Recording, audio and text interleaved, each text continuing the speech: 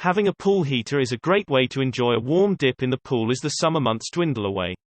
But what do pool owners do if they run into issues with getting that water to heat up? Check the power. When you are working on troubleshooting a pool heater, one of the most common culprits is the power source. Sometimes the fix can be as simple as making sure the pool heater is plugged in properly. Check to make sure that your pool heater is properly connected to the power source and that there are no electrical connection issues. As you inspect, keep a close eye on damaged wiring and take a look at the breaker to ensure that the pump is getting enough power to operate. Examine error codes. If you find that your power heater turns on but then keeps shutting off, this could indicate that you are having water pressure issues. Your first step would be to take a look at any error codes that might be displayed. If you see error codes, including low, high, or flow, then this is usually an indication that your pool heater is not getting enough water. Reasons that your pool heater may not be getting enough water include filter issues and pressure issues. Examine power sources. If you do not see an error message and instead, your pool heater just shuts off immediately after or shortly after turning it on, then this can be an indication of a power issue. In this case, you will want to check your power sources and connections to make sure everything is as it should. Checking the breaker, resetting the unit, and going over connections is the step you will want to take. Check the temperature settings.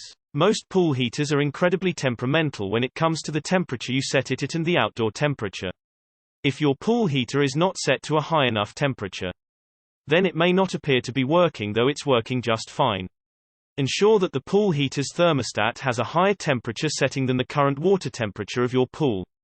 This way, the water being pumped in is actually warmer. Check your outdoor temperature settings with some pool heat pumps. If it is not warm enough, the heater will not run and keep up the water. There are different types of pool heaters, including gas and electric heaters, that will work just fine during cold weather, though some operate better than others. Some heat pumps can operate under low temperature environments, with some running smoothly as low as 30 degrees. But with many units, once you dip below 50 degrees, the pool heater will not be as effective at doing its job.